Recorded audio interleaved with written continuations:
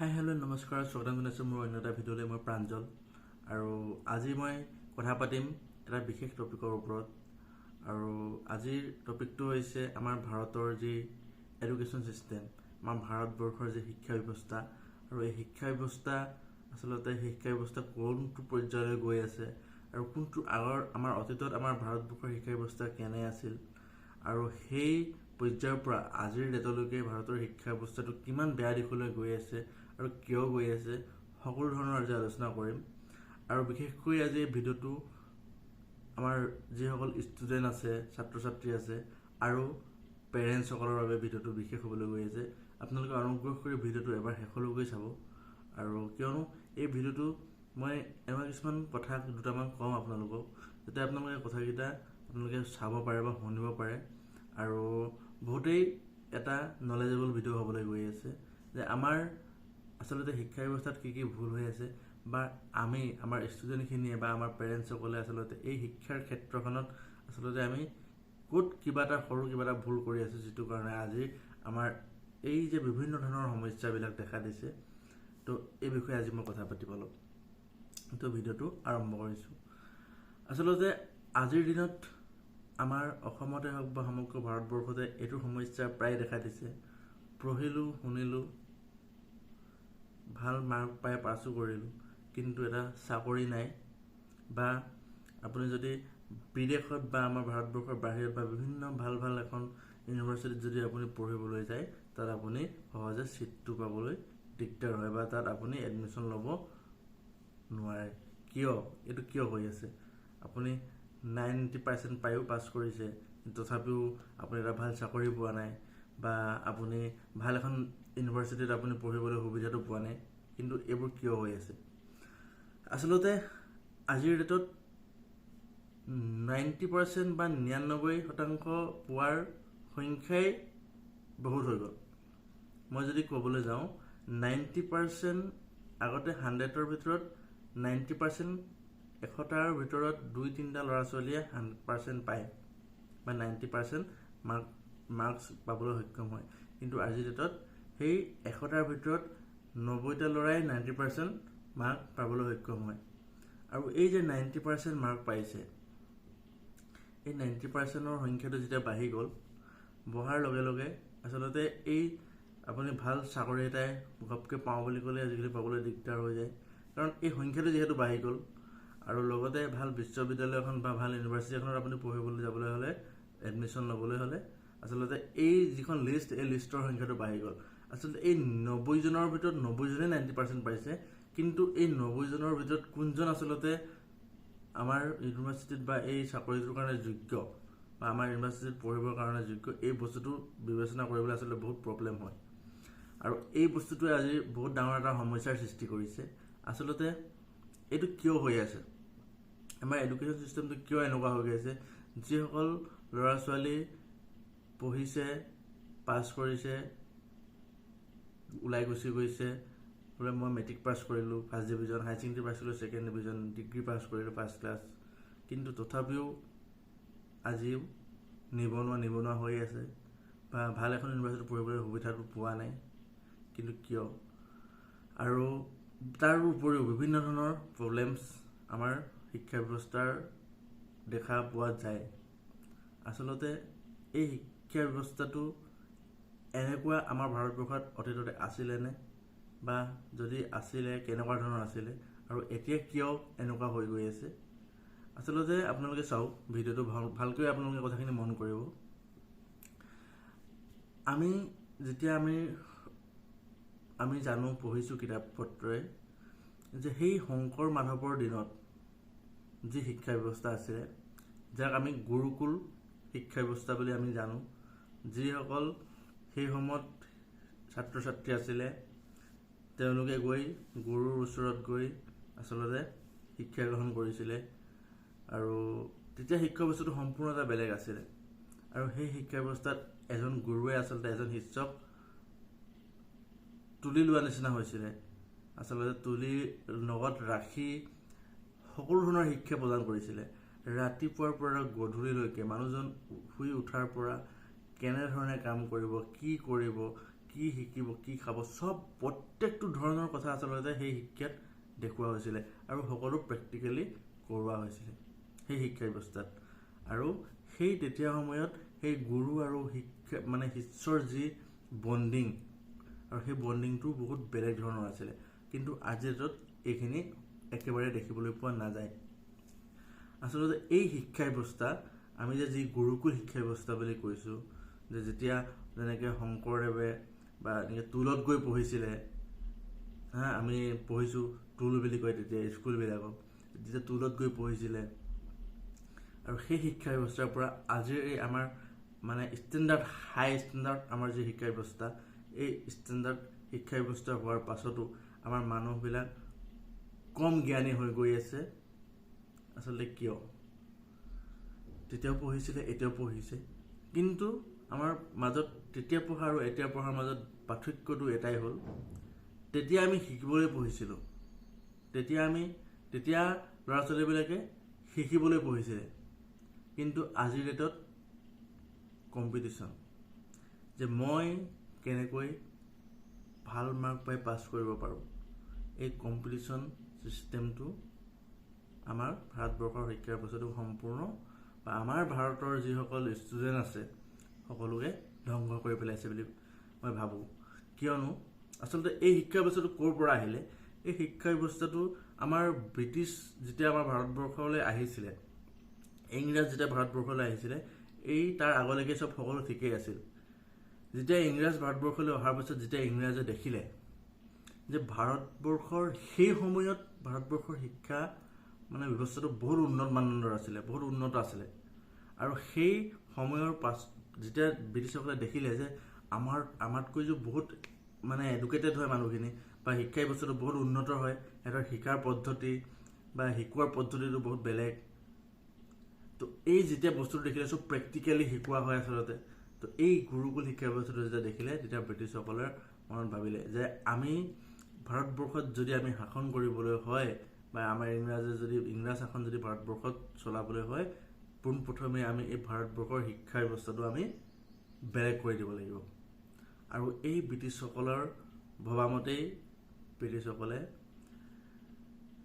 বিভিন্ন ধৰণৰ কৌশলেৰে ইংৰাজী মাধ্যম লৈ আহিলে, কিবা লৈ আহিলে, তাৰপিছতে আমাৰ ভাৰতবৰ্ষৰ শিক্ষা ব্যৱস্থাটো সম্পূৰ্ণ প্ৰেক্টিকেলটো নাইকিয়া কৰি দিলে। প্ৰেক্টিকেলটো সম্পূৰ্ণ আমাৰ ভাৰতবৰ্ষৰ শিক্ষা ব্যৱস্থাৰ পৰা শেষ হৈ গ'ল। আৰু এই প্ৰেক্টিকেলটো শেষ হৈ যোৱাৰ পাছত আজিৰ ডেটত ল'ৰা ছোৱালীয়ে অকল থিয়ৰী কৰি এনেকুৱা এটা হৈ গৈছে যে ভাটৌ চৰাই যেনেকৈ শিক্ষা গ্ৰহণ কৰে, কিবা এটা যেনেকৈ শুনি শিকে, কথা ক'বলৈ আয়ত্ব কৰে, তেনেধৰণে আমাৰ ভাৰতৰ যিসকল আমাৰ ছাত্ৰ ছাত্ৰীও আজিও এইটোৱে হৈ আছে আমাৰ ভাৰতবৰ্ষত। প্ৰেক্টিকেল খুব কম, আৰু প্ৰেক্টিকেলটো প্ৰায় বন্ধ হোৱা নিচিনা হৈ গৈছে। আৰু এই প্ৰেক্টিকেল যেতিয়ালৈকে নাথাকিব, বা প্ৰেক্টিকেল যেতিয়ালৈকে নকৰিব, আপুনি আচলতে শিক্ষাৰ আচল তত্ত্বটো কেতিয়াও পাব নোৱাৰে, বা সেইটো ল'ব নোৱাৰে। মই এইটোৱে ক'ব বিচাৰিছোঁ, যেতিয়া সেই গুৰুকুলৰ শিক্ষা ব্যৱস্থা আছিলে, তাত আচলতে সেই সময়ত চাওক, ভাৰতবৰ্ষত যিটো সময়ত বাহিৰৰ বিদেশৰ যিবিলাক কাণ্ট্ৰি আছিলে, যেনে ইউৰোপিয়ান বা আৰু বহুত কাণ্ট্ৰি আছে, দেশ আছে, এই দেশবিলাকত আমাতকৈ শিক্ষা ব্যৱস্থা বহুত নিম্ন মানদণ্ডৰ আছিলে। আৰু সেই সময়তে আমাৰ ভাৰতবৰ্ষত আয়ুৰ্বেদৰ পৰা আদি কৰি বিভিন্ন ধৰণৰ চিকিৎসা শাস্ত্ৰৰ লগতে বিভিন্ন ধৰণৰ উন্নত মানৰ আধ্যাত্মিক শিক্ষাৰ সেই শিক্ষা যেতিয়া ল'ৰা ছোৱালীয়ে পাইছিলে, সেই বস্তুটো তেতিয়াই আছিলে। কিন্তু সেই বস্তুকে ব্ৰিটিছে সম্পূৰ্ণ শেষ কৰি পেলালে। শেষ কৰি বিভিন্ন ধৰণৰ ইংলিছ লৈ আহিলে, কিবা লৈ আহিলে, আৰু সেইটো সময়তো মেথছ বা কিবা আমাৰ গুৰুকুল শিক্ষাত আমাৰ শিকোৱা হৈছিলে, তেতিয়াও সকলো শিকোৱা হৈছিলে, কিন্তু তেতিয়া সম্পূৰ্ণ এটা বেলেগ পদ্ধতিৰে শিকোৱা হৈছিলে, আজি সম্পূৰ্ণ এটা বেলেগ পদ্ধতি হৈ আছে। আৰু আমাৰ ভাৰতবৰ্ষৰ এই যে আমাৰ যি বিভিন্ন ধৰণৰ এতিয়া প্ৰব্লেমবিলাক হৈ আছে, এই প্ৰব্লেমবিলাক শেষ কৰিবলৈ হ'লে পোনপ্ৰথমেই আমাৰ অকল ছাত্ৰ ছাত্ৰী বা পেৰেণ্টছসকলৰ বুলি কথা নহয়, গোটেই আমাৰ ভাৰতৰ শিক্ষা ব্যৱস্থাটোৱে সলনি কৰিব লাগিব। আৰু এই বিষয়ে আমাৰ চৰকাৰখনেও ভাবিব লাগিব যে সম্পূৰ্ণ প্ৰেক্টিকেল, আজি আমাৰ ভাৰতবৰ্ষৰ পৰা সেই গুৰুকুল শিক্ষা ব্যৱস্থা ব্ৰিটিছসকলে শেষ কৰি লৈ গ'ল বা নাইকিয়া কৰি দিলে, কিন্তু আজিৰ ডেটত ইউৰোপীয়ান যিবিলাক বহুত ভাল ভাল কিছুমান কাণ্ট্ৰিত আচলতে সেই গুৰুকুল শিক্ষা ব্যৱস্থাই আজি তেওঁলোকে কৰি আছে বা সেই শিক্ষা ব্যৱস্থাই চলি আছে। আপোনালোকে বহুত ঠাইত আপুনি দেখিব যে সৰুৰ পৰা প্ৰেক্টিকেল, আচলতে সৰুৰ পৰা ল'ৰাটোৱে যদি মিস্ত্ৰী কাম কৰে তাক আচলতে সেই শিক্ষাই দিয়া হয়, তাক এখন তাৰ কাৰণে এখন বেলেগ এটা শিক্ষা ব্যৱস্থা তৈয়াৰ কৰি দিছে। সেই ল'ৰাটোৱে সৰুৰ পৰা অকল সেই বস্তুৰ ওপৰতে শিক্ষা গ্ৰহণ কৰিব, সি সেইটো ক্ষেত্ৰত পাকৈত হ'ব। বা কোনোবাই যদি অভিনয় কৰিছে সেই অভিনয় সি সৰুৰ পৰা এক্টিং লাইনে পঢ়িব। তো এই শিক্ষা ব্যৱস্থাটো আচলতে সেইটো প্ৰেক্টিকেলি আচলতে সেইটো গুৰুকুল শিক্ষা ব্যৱস্থা আছিলে, আৰু সেই বস্তুটো আজি বহুত দেশে বিদেশে হৈ আছে। কিন্তু আমাৰ ভাৰতবৰ্ষৰ পৰা সেই বস্তুটো হেৰাই গ'ল। ব্ৰিটিছ আহিছিলে, ব্ৰিটিছে বস্তুটো সলনি কৰিলে, ব্ৰিটিছ গুচি গ'ল, কিন্তু আমাৰ সেই শিক্ষা ব্যৱস্থাটো পুনৰ ঘূৰি নাহিলে। আচলতে ভাবিবলৈ গ'লে বৰ আচৰিত, ইংলিছ আমাৰ ভাৰতবৰ্ষত ইমান প্ৰাধান্য দিয়া হয়, ইংৰাজী, কিন্তু সেই ইংৰাজীটো এটা আমাৰ পৃথিৱীৰ এটা গ্ল'বেল লেংগুৱেজ হয়, এটা ভাষা হয়। কিন্তু আমাৰ মানুহখিনিয়ে ইংলিছটো এনেকুৱা এটা বস্তু হিচাপে লৈ লৈছে যে আমি ইংলিছ যদি নাজানো আমি একোৱেই নাজানো। তেনে নহয়। আজি বহুত দেশত, চাইনা বা বহুত এনেকুৱা দেশত ইমান তৰক্কি কৰিছে, ইমান আগবাঢ়ি গৈছে, কিন্তু দেখিব আপুনি কেতিয়াবা মন কৰিব বা আপুনি চাব, অধ্যয়ন কৰিব, যেতিয়া গম পাব যে প্ৰায় মানুহে ইংলিছ ব্যৱহাৰ নকৰে। ইংলিছটো য'ত যিমানখিনি ব্যৱহাৰ কৰিব লাগে সিমানখিনি ব্যৱহাৰ কৰে। আমাৰ দৰে নহয় যে ইংলিছটো জানিবই লাগিব। আৰু আটাইতকৈ ডাঙৰ বস্তু, যেতিয়ালৈকে আমাৰ ভাৰতবৰ্ষত এই যে কিছুমান চিন্তাধাৰা যে আমি ইংলিছ নাজানো বা ইংলিছ জানিলে আমাৰ পঢ়া শুনা হয়, ইংলিছ নাজানিলে আমি নপঢ়া নুশুনা কৰাপূৰ্বক, এই চিন্তাধাৰা মানুহৰ যেতিয়ালৈকে থাকিব তেতিয়ালৈকে আমাৰ দেশ কেতিয়াও আগবাঢ়িব নোৱাৰে। আৰু প্ৰথম কথা, আপোনালোকে, মই এটা কথা কওঁ যে সৰু সৰু ল'ৰা ছোৱালীবিলাক প্ৰায় দেখিবলৈ পোৱা যায়, জন্ম হয় 1 বছৰ 2 বছৰ হয়, মাক দেউতাকে স্কুলত দি দিয়ে। বিভিন্ন ধৰণৰ স্কুল আহিছে, এই বোলে স্কুলত গৈ কিবা নাৰ্চাৰী কিবা কিবি ধেৰ এনেকুৱা ক্লাছ আহিছে না আজিকালি, স্কুলত দি দিয়ে। কিন্তু আপোনালোকে এটা কথা হয়তো জানে, 12 বছৰ বয়সতে শংকৰদেৱে টোললৈ গৈছিল। আপোনালোকে হয়তো সৰুতে এল পি স্কুলত পঢ়িছে। কিন্তু কিয়? আচলতে এজন ল'ৰাৰ উপযুক্ত বয়স, যিজন ল'ৰাই আচলতে টোলত গৈ বা স্কুলত গৈ আচলতে স্কুলীয়া শিক্ষা বা সেই প্ৰেক্টিকেল শিক্ষাটো গ্ৰহণ কৰিবলৈ আচলতে তেওঁৰ মগজুৱে সেই সময়তে উপযুক্ত হয় যেতিয়া এজন ল'ৰা ছোৱালীৰ 5 বা 6 বছৰ বয়সত ভৰি দিয়ে। আচলতে এই 2-3 বছৰ বয়সত আচলতে সেই ল'ৰাজনক ঘৰতে থাকি মাক দেউতাকৰ লগত থাকি ঘৰুৱা কিছুমান শিক্ষা, যিহে আমি শিক্ষা, নীতি শিক্ষা বা আমি আধ্যাত্মিক কিছুমান শিক্ষা আমি ঘৰতে প্ৰদান কৰি থাকিব লাগে। আৰু সেই সময়তে আচলতে যেতিয়া ল'ৰাটোক স্কুলত দি দিয়া হয়, সেই সময়ত যেতিয়া ল'ৰাটোক হোমৱৰ্ক কৰিবলৈ দিয়া হয়, এটা গধুৰ কাপোৰ মানে কিতাপৰ বেগ মানে পিঠিত বোজা বান্ধি দিয়া হয়, তেতিয়া সেই ল'ৰাটোৰ ব্ৰেইনত সেই সময়তে বহুত প্ৰেছাৰ পৰে। আৰু আচলতে শিক্ষা মানে ব্ৰেইনৰ প্ৰেছাৰ দিয়া নহয়। সেই কথাটো মাক দেউতাকসকলক মই অনুৰোধ কৰিছোঁ, এইটো আপোনালোকে নকৰিব কেতিয়াও। কাৰণ এজন ল'ৰা পঢ়া শুনাৰ বয়স যেতিয়া আৰম্ভ হ'ব, তেতিয়াৰ পৰাই সি এটা মাইণ্ডটো পূৰা, ব্ৰেইনটো পূৰা কামত লাগি যাব যে এইটো কৰিব লাগিব, এইটো কৰিব। কিন্তু সেইটো তাৰ ব্ৰেইনটোৱে সিমানখিনি কৰিব পৰা হৈছেগৈ নাই, সেইটো এবাৰ ভাবিব। আচলতে আপোনালোকে ভাবি চাওক, এই গুৰুকুল শিক্ষা ব্যৱস্থাটোত সেইটো সময়ত আছিলে যে এজন ল'ৰা বয়সত ডাঙৰ হ'ব পাৰে, কিন্তু তাৰ ব্ৰেইনে কিমানখিনি ঢুকি পায় সিমানখিনিলৈকে তাক পঢ়োৱা হয় বা সিমানখিনিহে তাক কৰিবলৈ দিয়া হয়। বা এজন ল'ৰা কম বয়সীয়া হয় কিন্তু তাৰ মাইণ্ডটো বহুত চোকা, তেওঁক সেইটো পৰ্যায়লৈকে শিকোৱা হয়। আচলতে শিক্ষাই বস্তুটো এইটো আছিলে আগত। কিন্তু আজিৰ ডেটত কি হৈছে? আজিৰ ডেটত সেইটো নাই। আজিৰ ডেটত মাক দেউতাকে কয় আমুকৰ ল'ৰা ইমান ভালকৈ পাছ কৰিছে, তয়ো পাছ কৰিব লাগিব, তই তাতকৈ ভাল নম্বৰ পাব লাগিব। স্কুলবিলাকত কি হয়, আমুকখন স্কুলে যদি 90% আনিছে, আমি এবাৰ 100% আনিব লাগিব। আমাৰ শিক্ষা ব্যৱস্থাটো এইটো লেভেলত হৈ গৈছে, কম্পিটিশ্যন সম্পূৰ্ণ। স্কুলে কম্পিটিশ্যন কৰিব, ষ্টুডেণ্টে কম্পিটিশ্যন কৰিব, পেৰেণ্টছে ষ্টুডেণ্টক প্ৰেছাৰ দিব, নিজৰ ল'ৰা ছোৱালীক প্ৰেছাৰ দিব। আৰু তাৰ ফলত কি হৈ আছে, ল'ৰা ছোৱালীয়ে পঢ়িছে, মুখস্থ কৰিছে, ভাল মাৰ্ক আনিছে আৰু পাছ কৰি ওলাই গৈছে, কিন্তু এই নলেজ একো ল'ব পৰা নাই। এই নলেজ আচলতে শিক্ষা মানে চাৰ্টিফিকেট বা মাৰ্কশ্বিট নহয়। শিক্ষা মানে চাৰ্টিফিকেট বা মাৰ্কশ্বিট নহয়, এইটো আপোনালোকে মন কৰিব। আৰু এই শিক্ষা ব্যৱস্থাই আমাৰ ভাৰতবৰ্ষক কোনোদিন আগুৱাব নোৱাৰে। আপুনি এজন ল'ৰা যেতিয়া সৰুৰ পৰা যেতিয়া সি নলেজেবল হ'ব, সি যেতিয়া শিকিব, সি যেতিয়া কথাবিলাক জানিব, তেতিয়া সি ভৱিষ্যতে গৈ কিবা এটা কৰিব পাৰিব। আজি মই পঢ়িছিলোঁ, মই স্কুলত যি পঢ়িছিলোঁ, আজি স্কুল এৰা মোৰ 10-12 বছৰ হৈ গ'ল। মোৰ এতিয়া সেই স্কুলত পঢ়া শিক্ষা কিবা সূত্ৰ মোৰ এতিয়া মনত নাই। এতিয়া সেইবিলাক সূত্ৰ মোৰ মনত নাই, আৰু সেইটো কাৰোৰে নাথাকে। আপুনি 10 বছৰ দিন কিতাপৰ পৰা আঁতৰি আপুনি বেলেগ কিবা এটা কামত যেতিয়া লাগি যাব, সেই কিতাপৰ সেই কিছুমান লাইন আপোনাৰ মনত কেতিয়াও আপোনাৰ নাথাকে, কাৰোৰে নাথাকে। কিন্তু জীৱনত যিখিনি শিকিব লগা আছে, সেই শিক্ষা যদি আপুনি সৰুতে বা পঢ়ি থকা কালতে ল'ৰা ছোৱালীটোক নিদিলে বা ল'ৰা ছোৱালীজনীক নিদিলে, তেতিয়াহ'লে কিন্তু জীৱনত বহুত আহিবলগীয়া দিনত বহুত কিবা কিবি সমস্যাই দেখা দিয়ে।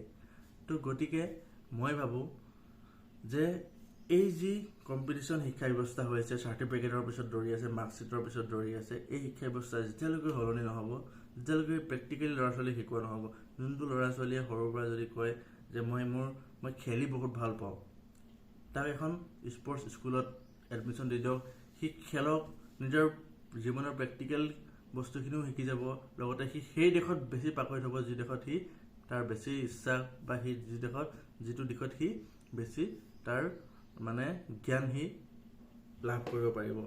আচলতে শিক্ষা ব্যৱস্থাটো এই ধৰণৰ যেতিয়ালৈকে নহ'ব, আমাৰ ভাৰতবৰ্ষ কোনদিন আগবাঢ়িব নোৱাৰে। আৰু এইটো অলৰেডি আমাৰ ভাৰতবৰ্ষত আছিলে, অতীতত হেৰাই গ'ল, আকৌ ঘূৰি নাহিলে। কিন্তু সেই শিক্ষা ব্যৱস্থা আজি আমাৰ পৰা ইংৰাজে লৈ আজি ইউৰোপীয়ান বিভিন্ন কাণ্ট্ৰিত বা বহুত দেশত আচলতে এই শিক্ষা ব্যৱস্থা কৰি আছে প্ৰেক্টিকেলি। এই বস্তুটোকে আজি এটা সৰু ভিডিঅ' মই বনাই আপোনালোকক আগত উপস্থাপন কৰিলোঁ। আচলতে যি আমাৰ এই আধ্যাত্মিক যি শিক্ষা, এই শিক্ষাটোৰ অবিহনে এজন ল'ৰাই ভৱিষ্যতে নিজৰ ব্ৰেইন, নিজৰ ক্ৰিয়েটিভিটি ইউজ কৰি জীৱনত একো কৰিব নোৱাৰে। আচলতে সেই যে কিতাপৰ লাইন বাই লাইন কিবা এটা লাইন মুখস্থ কৰি জীৱনৰ আচল শিক্ষা লাভ কৰিব নোৱাৰে, সেইটো কথা আপুনি বুজি লওক, বা চৰকাৰখনেও বুজা উচিত, যাতে আমাৰ ভাৰতবৰ্ষৰ শিক্ষা ব্যৱস্থাটো সম্পূৰ্ণ সলনি হয়। আৰু যদি আমাৰ ভাৰতবৰ্ষখন আগবাঢ়িবলৈ হয়, তেতিয়াহ'লে আচলতে এই আমাৰ শিক্ষা ব্যৱস্থাটো সলনি হ'বই লাগিব। আৰু তাতোতকৈ ডাঙৰ কথা, এই যে যি মুখস্থ বিদ্যা কৰি যেতিয়া ল'ৰা ছোৱালীয়ে যেতিয়া 90%, 100% পাছ কৰিব, আচলতে সেইটো সি এটা মেচিনৰ দৰেহে কাম কৰিব। এইটো আচলতে সেই ব্ৰিটিছসকলে তেতিয়াই মাথা মাৰিছিল, যেতিয়া আমাৰ শিক্ষা ব্যৱস্থাটো দেখিছিল ব্ৰিটিছসকলে আহি ভাৰতবৰ্ষত যে ইমান উন্নতমানৰ শিক্ষা ব্যৱস্থা, এই শিক্ষা ব্যৱস্থাটোক যেতিয়া আমি কোঙা কৰিব নোৱাৰোঁ, তেতিয়াহ'লে আমি ভাৰতবৰ্ষৰ কোনদিন ৰাজত্ব কৰিব নোৱাৰিম, সেইটো ব্ৰিটিছে তেতিয়াই অনুমান কৰি লৈছিল। আৰু সেইকাৰণে আমাৰ এই বস্তুটো নাইকিয়া কৰি দিলে। কিন্তু সিহঁতে সেইটো কিয় কৰিলে? সিহঁতে বিচাৰিছিলে, সিহঁতে ভাৰতবৰ্ষত যিহেতু ৰাজত্ব কৰিব লাগিছিলে, সিহঁতে এটা বস্তু বিচাৰিছিলে যে ভাৰতবৰ্ষৰ মানুহখিনিক আমি ইউজ কেনেকৈ কৰিব পাৰোঁ, লেবাৰ কেনেকৈ খটাব পাৰোঁ, যেনেকৈ কামত খটাব পাৰোঁ। সিহঁতক যেতিয়া প্ৰথমে ব্ৰেইনটো কামত খটোৱাত লগাই দিলে, তাৰ পাছতে মানুহটো কামত খটাবলৈ সিহঁতে সক্ষম হ'ল। আৰু তেনেদৰে আচলতে গোটেই ৰাজত্ব কৰিলে। অৱশেষত বহুত কিবা কিবি হৈ ব্ৰিটিছ গুচিও গ'ল, ইংৰাজৰ শাসন শেষো হ'ল, কিন্তু আমাৰ শিক্ষা ব্যৱস্থাটো ঘূৰি নাহিলে। এইটো আমাৰ আটাইতকৈ দুখৰ কথা। যদি আমাৰ সেই গুৰুকুল শিক্ষা ব্যৱস্থা যদি আজিও থাকিলে হ'লে, হয়তো ভাৰতবৰ্ষখন আজি আমাৰ পৃথিৱীৰ ভিতৰতে এখন বেলেগ এটা পৰ্যায়ত থাকিলে হ'লে। আৰু আপোনালোকেও ভাবিব, আৰু মোৰ বিশেষকৈ এই ভিডিঅ'টোৰ জৰিয়তে মোৰ ষ্টুডেণ্টসকল বা পেৰেণ্টছসকলৰো এটাই অনুৰোধ, মাৰ্কশ্বিট বা চাৰ্টিফিকেটখনেই আপোনাৰ জীৱনৰ শেষ শিক্ষা নহয়। সেয়াৰ পিছত দৌৰি আপুনি জীৱনৰ আচল শিক্ষা এৰি থৈ নাযাব, আচল শিক্ষাটো পিছুৱাই নাৰাখিব। আৰু তাতোতকৈ ডাঙৰ কথা, ব্ৰেইনত প্ৰেছাৰ দিয়া শিক্ষা নহয়। ব্ৰেইনত প্ৰেছাৰ দি অধিক প্ৰেছাৰ দি আপুনি এনেকুৱা একো কাম কৰিব নোৱাৰে যিটো আপুনি ভাবি থাকে যে মই এইটো কৰি পঢ়ি এইটো আমুক হ'ম তামুক হ'ম। আপুনি আপোনাৰ ব্ৰেইনে যিমানলৈকে ঢুকি পাইছে আপুনি সিমানেই কৰক, কিন্তু যিটো কৰিছে ভালকৈ কৰক। লোকে 100% পাইছে, আপুনি 30%ই পাওক, কিন্তু সেই 30% যে পাইছে সেই 30%টো আপুনি খৰচি মাৰি শিকি মেলি পাওক। তেতিয়া আপোনাৰ জীৱনৰ কামত আহিব যে 100% সি পাইছে, ময়ো মুখস্থ কৰিছোঁ, পুৰা ধুমাধুম লাইন বাই লাইন মুখস্থ কৰিছোঁ, পৰীক্ষাত লিখি দিছোঁ, 100 নম্বৰ ভিতৰত 90 নম্বৰ পাইছোঁ বা 100 নম্বৰ 100 পাইছোঁ। কিন্তু সেই 100 নম্বৰ ভিতৰত 100 নম্বৰ পাই সেই চাৰ্টিফিকেটখন লৈ আপুনি না ক'ৰবাত চাকৰি পাব, না আপুনি কোনোবা ভাল এখন ইউনিভাৰ্চিটিত আপুনি ছিট পাব। তো গতিকে সৰু এটা ভিডিঅ' আপোনালোকৰ কাৰণে এইটোৱে আছিল যে আপোনালোকে এই বস্তুটো বন্ধ কৰক, আৰু ভাৰতবৰ্ষখন যদি সলনি কৰিবলৈ মন আছে, নিজৰ ভৱিষ্যতটো যদি সলনি কৰিবলৈ মন আছে, সুন্দৰ কৰিবলৈ মন আছে, তেতিয়াহ'লে এই শিক্ষা ব্যৱস্থাটো সম্পূৰ্ণ আপোনালোকে মানে এৰাই চলক। আপোনালোকে নিজৰ ইচ্ছামতে আপোনালোকে কৰক। লাহে লাহে আশা কৰোঁ আমাৰ চৰকাৰো বুজিব, আমাৰ ভাৰতৰ শিক্ষা ব্যৱস্থাটো সলনি কৰিব। তো এইটোৱে আছিল সৰু ভিডিঅ'। যদি আপোনালোকে ভিডিঅ'টো চাই ভাল পালে আপোনালোকে লাইক, কমেণ্ট, শ্বেয়াৰ কৰিব, আৰু এনেধৰণৰ বিভিন্ন ধৰণৰ ভিডিঅ' চাই থাকিবৰ কাৰণে মোৰ চেনেলটো ছাবস্ক্ৰাইব কৰি ৰাখিব। তো আজিলৈ ভিডিঅ'টো সামৰিছোঁ। ধন্যবাদ।